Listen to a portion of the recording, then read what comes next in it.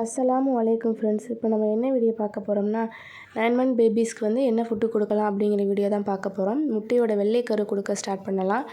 8 month பேபிஸ்க்கு வந்து முட்டையோட மஞ்சள் கரு கொடுக்கலாங்கிற வீடியோ வந்து போன வீடியோவில் போட்டிருக்கேன், போய் செக் பண்ணி பாருங்கள். இப்போ வந்து வெள்ளைக்கரு கொடுக்க ஸ்டார்ட் பண்ணலாம். வெள்ளைக்கரு வந்து எல்லா குழந்தைகளுக்கும் ஒத்துக்காது. சில குழந்தைகளுக்கு வந்து அலர்ஜி ஏற்படும். அதனால் நம்ம கொடுத்துட்டு ஒரு 2 நாள் வெயிட் பண்ணி பார்த்து இந்த குழந்தைகளுக்கு வந்து எந்த அலர்ஜியும் இல்லைன்னா நம்ம வந்து ரெகுலராக கொடுக்க ஸ்டார்ட் பண்ணலாம்.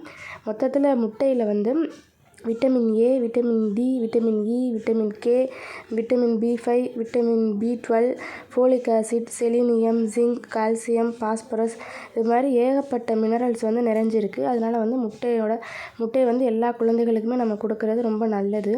அதுக்கப்புறம் நம்ம என்ன கொடுக்கலாம்னா சத்து மாவு கொடுக்கலாம் குழந்தைகளுக்கு. அதுக்கப்புறம் வந்து நவதானிய கூழ் கொடுக்கலாம். இந்த ரெண்டுமே வந்து பேபியோட வந்து வெயிட் கெயினுக்கு வந்து ரொம்ப யூஸ்ஃபுல்லாக இருக்கும். இதை வந்து நம்ம கடைகளில் வாங்கி கொடுக்குறத விட வீட்டிலே ப்ரிப்பேர் பண்ணி கொடுக்குறது வந்து ரொம்ப நல்லது. ஏன்னா கடைகளில் வந்து எப்படி ப்ரிப்பேர் பண்ணுறாங்கன்னு நமக்கு தெரியாது. நம்ம பேபிஸ் கொடுக்குறதுனால நம்ம வந்து வீட்டிலே ப்ரிப்பேர் பண்ணி கொடுக்குறது தான் ரொம்ப நல்லது. இந்த வீடியோ வந்து உங்களுக்கு பிடிச்சிருந்துச்சுன்னா லைக் பண்ணுங்கள், ஷேர் பண்ணுங்கள், சப்ஸ்கிரைப் பண்ணுங்கள், கமெண்ட் பண்ணுங்கள். அஸ்ஸலாமு அலைக்கும்.